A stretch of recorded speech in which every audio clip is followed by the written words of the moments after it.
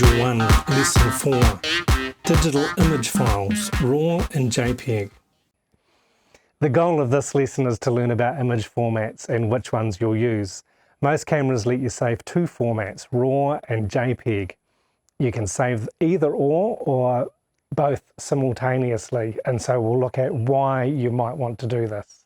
RAW files contain all the data your camera captures when you take photos. They are large files and you can manipulate them more than JPEGs without loss of quality. JPEG files are compressed by the camera as it saves them, so the file sizes are considerably smaller. The camera will also tweak the image before saving it. Color balance, sharpening, contrast and other aspects of a JPEG image are altered by the camera.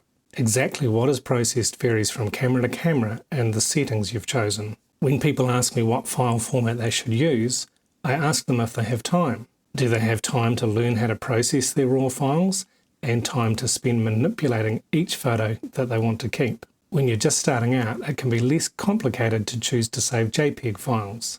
They cannot be manipulated so much, but generally look pretty good straight out of the camera compared to RAW files.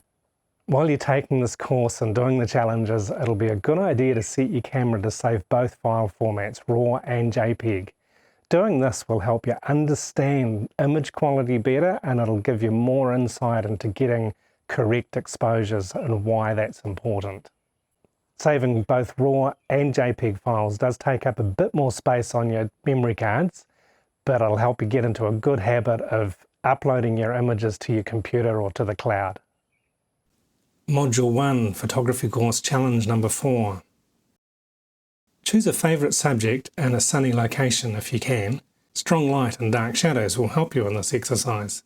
Set your camera to save both RAW and JPEG files and make a series of photos.